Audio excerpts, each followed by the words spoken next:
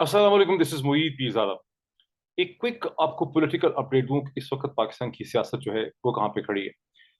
जैसा कि आप सुन चुके होंगे, former prime minister Imran Khan की कल की जो स्पीच थी फैसलाबाद में, जहां उन्होंने कमेंट्स किए कि मौजूदा हुकूमत जो पीडीएम की जमातें हैं, इशारा उनका पीएमएलएन की तरफ था, कि अपनी मर्जी का आर्मी चीफ लाना चाहते हैं। उसका रद्द-ए-अमल ये हुआ है कि एक तरफ तो पीडीएम की जमातों ने इस हवाले से बड़ी स्ट्रॉन्ग स्टेटमेंट्स इशू की हैं और इमरान खान को उन्होंने बड़ा कंडेम किया। दूसरी तरफ से पीटीआई की जो एप्लीकेशन और पिटिशन थी उनकी स्पीचेस के ऊपर से पाबंदी हटाने की, इस्लामाबाद हाई कोर्ट के सामने, चीफ जस्टिस अतर मनल्ला के सामने, वहां उसका इफेक्ट ये हुआ कल की फैसलाबाद की स्पीच का कि chief justice Islamabad high court ने उनकी वो पिटिशन डिसमिस कर दी और साथ उसके कमेंट्स भी आए कि कोई भी पाकिस्तान में पेट्रियाटिज्म का सर्टिफिकेट जो है वो इशू नहीं कर सकता। तो इस हद तक एक नेगेटिव रिएक्शन हो गया उनकी कल की स्पीच का। ये कितनी देर तक जारी रहता है, ये एक बहुत बड़ा सवाल है, लेकिन मेरा ख्याल है कि ये बहुत देर तक सिचुएशन कंटिन्यू नहीं करेगी। जो स्टेटमेंट दी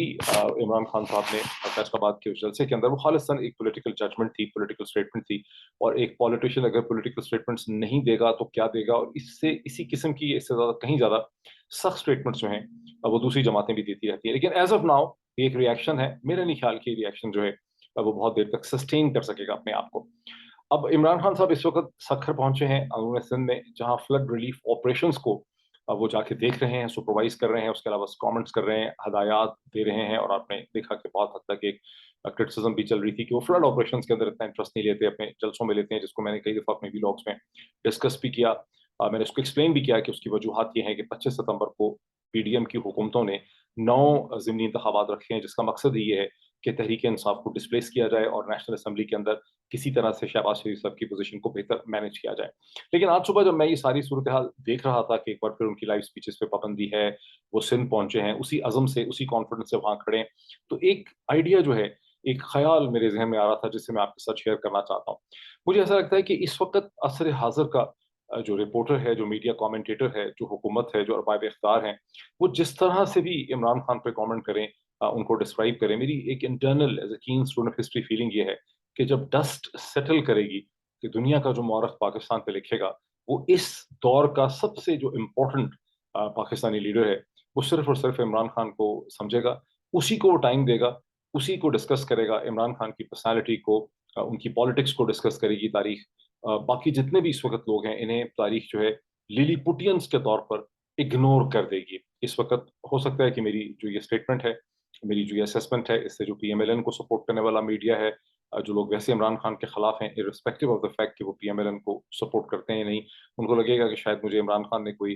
कमीशन एजेंट रखा हुआ है, कंसल्टेंट रखा हुआ है, शायद मैं जो है एक बिल्कुल बायस किस्म की ओपिनियन दे रहा हूँ उस पेपर में। लेकिन to the best of my knowledge and understanding, as a keen student of history, मैं चाहता हूँ कि अपनी डायरीज में आप लोग लिख के रख लें कि जब भी पाकिस्तान के इस फेज की गुज़िश्ता 10 बरस की जो तारीख लिखी जाएगी, और जो इस वक्त हमारे सामने हिस्ट्री है, तो इसमें इमरान खान का नाम जो है वो गोल्डन वर्ड्स में लिखा जाएगा। He is now singularly the most important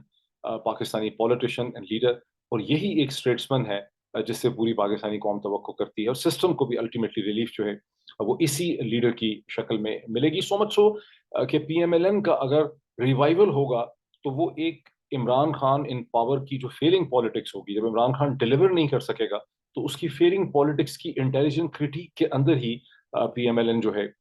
उसकी एक रिवाइवल मुमकिन है आने वाले सालों में। ये और बात है कि इस वक्त पीडीएम और पीएमएलएन के लीडर और बहुत से लोग जो हैं वो ये समझते हैं कि इमरान खान को बॉटल करके, डब्बे में बंद करके, कंटेन करके, या एलिमिनेट करके, या दबा के, या सप्रेस करके जो है उनकी पॉलिटिक्स चल पाएगी। मेरा एनालिसिस ये कहता है कि इमरान खान को सप्रेस और एलिमिनेट करने से इन जमातों को कोई फायदा नहीं होगा, इन सारे पॉलिटिकल इंटरेस्ट को। दर हकीकत इमरान खान को पावर में आने से देकर, और फिर उस इमरान खान की जो प्रॉब्लम्स होंगे उनके खिलाफ अगर ये एक इंटेलिजेंट पॉलिटिक्स ऑर्गेनाइज करेंगे, तो वहां इनका पॉलिटिकल जो है वो रिवाइवल जो है वो हो सकेगा। तो ये तो एक सिचुएशन है अब तक की। बस एक दो कमेंट्स मैं इस हवाले से आपके सामने और कर दूं, और वो कमेंट्स ये हैं कि कल फैसलाबाद का जो जलसा था बहुत बड़ा हुआ। फैसलाबाद है भी बहुत बड़ा शहर, पाकिस्तान का तीसरा चौथा बड़ा शहर है in terms of population, industrial शहर है, बहुत बड़ा शहर था, बहुत बड़ी तादाद में वहाँ पे यंग ख्वातीन भी मौजूद थी, जिनका इमरान खान साहब ने बहुत ज्यादा शुक्रिया अदा किया। वहाँ इमरान खान साहब ने एक बात की जिसको मैं समझता हूँ बहुत इंपॉर्टेंट थी, जब उन्होंने ये कहा कि हम वेल्थ क्रिएशन में बिलीव करते हैं, और हमारा और आईएमएफ के साथ इन हुकूमतों की जो डील हुई है, उसके दरमियान जो इसेंशियल डिफरेंस है वो ये है कि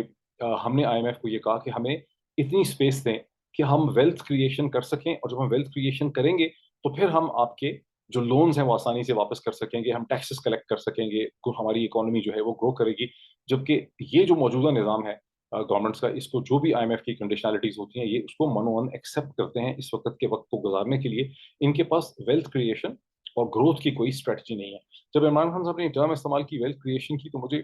بڑی خوشی ہوئی، ہنسی بھی مجھے آئی، بیکاز یہ ٹرم پہلی دفعہ پاکستانی میڈیا میں پالیٹکس میں نے اس وقت انٹروڈیوس کی جب میں نے دین فائنانس منسٹر اسد عمر صاحب کا اگست 2018 میں، ابھی فائنانس منسٹر بنے ان کو چند دن ہوئے تھے بیکاز کیبنٹ نے اوتھ ہی لیا تھا میرا خیال 20 اگست کو. تو اس کے اگلے 10 دن میں نے سپٹمبر 2018 کا جو میگزین تھا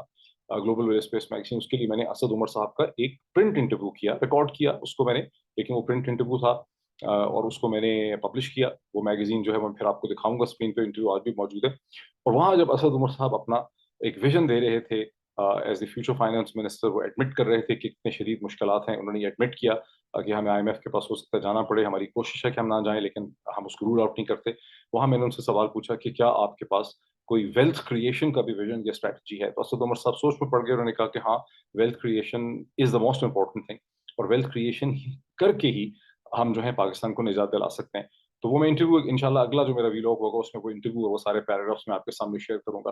اب یہ بڑی امپورٹنٹ بات ہے جو عمران خان صاحب نے کہی. دیکھیے پاکستان کی جو نجات ہے اور جو اس کا فیوچر ہے، اس کا جو ریلیشن شپ ہے انٹرنیشنل مالیاتی نظام کے ساتھ، خواہ وہ IMF ہو، ورلڈ بینک ہو، ایشین ڈیولپمنٹ بینک ہو، یا اس کے انٹرنیشنل اسٹیک ہولڈرز ہوں جیسے یورپین یونین ہے، امریکہ ہے، چائنا ہے، وہ اسینشلی لائے کرتا ہے in the process of wealth creation کہ پاکستانی لوگوں کے پاس اتنا نالج ہو، اتنا اسکل سیٹ ہو، اتنی ٹریننگ ہو، اس قسم کی گائیڈنس ہو، پولیٹیکل لیڈرشپ ہو کہ ایک عام متوسط طبقے کا جو پاکستانی کاروباری شخص ہے، جو تاجر ہے، جو مینوفیکچرر ہے، جو چھوٹی کمپنیز ہیں، پرائیویٹ لمیٹڈ کمپنیز ہیں، جو انڈیویجولس ہیں، وہ ویلتھ کریشن کر سکیں. جتنی زیادہ ویلتھ کریشن پاکستانی کر سکیں گے اتنا زیادہ بہتر ان کا ریلیشن شپ دنیا کے ساتھ ہوگا، انٹرنل پیس ہوگا، اور اتنا ہی ان کو بہتر ڈیل ملے گی، خواہ چین سے وہ ڈیل ملے یا امریکہ سے یہ ڈیل ملے یا کل کو ہندوستان سے ان کو ڈیل ملے. تو ویلتھ کریشن ایبلٹی جو ہے وہ پاپولیشن کے پاس ہونا بہت ضروری ہے. اور آپ دیکھ رہے ہیں کہ پاکستان کی بہت بڑی آبادی جو ہے وہ صرف سوچتی ہے کہ اس کو تنخواہیں مل جائیں، نوکری مل جائے، وہ کسی کو کوئی سیٹ، کوئی کمپنی، کوئی کارخانے دار یا حکومت اس کو امپلوائے کر لے، اس کو سیلری دے. ویلتھ کریشن کیسے کرنی ہے؟ لوگوں کے مائنڈ میں ایک کیپیسٹی ہونی چاہیے کہ وہ سوچ سکیں کہ ہم نے کیسے اپنے وقت کو، کیونکہ سب سے بڑا ایسٹ انسانی زندگی میں ٹائم ہوتا ہے، تو اس ٹائم کو اور ہیومن انرجی کو ہم نے کیسے یوز کرنا ہے کہ ہم پروڈکٹس اینڈ سروسز کے ذریعے ویلتھ کریشن کر سکیں. اور جو مغربی حکومتیں ہیں اس وقت نارتھ امریکہ کے اندر، ویسٹرن یورپ کے اندر، برطانیہ میں، ان کی جو مین، اور ایون دبئی میں، ان کی جو مین ساری پالیسی تھرسٹ ہے وہ یہ کہ جو پاپولیشن سینٹرز ہیں یا کمپنیز ہیں ان کو اس طرح سے فیسیلیٹیٹ کیا جائے کہ وہ ویلتھ کریشن کر سکیں سسٹم میں. ویلتھ کریشن ہوگی، اسٹرکچر بنے گا، پیسے کی ریل پیل ہوگی، تو اس کے اوپر پھر ریاست جو ہے وہ ٹیکسز لے گی. پاکستان میں آن دی ادر ہینڈ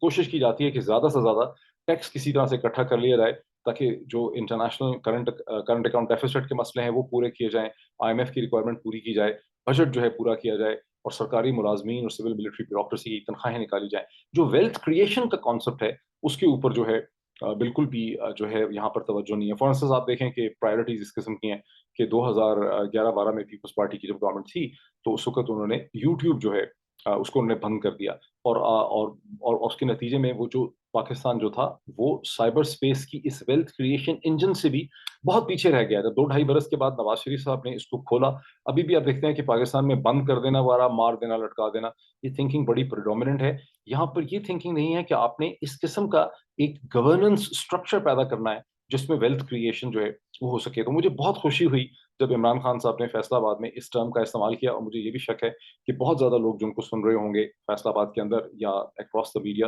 ان کو اس ٹرم کی اہمیت کا احساس نہیں ہوا ہوگا. So I thought I must mention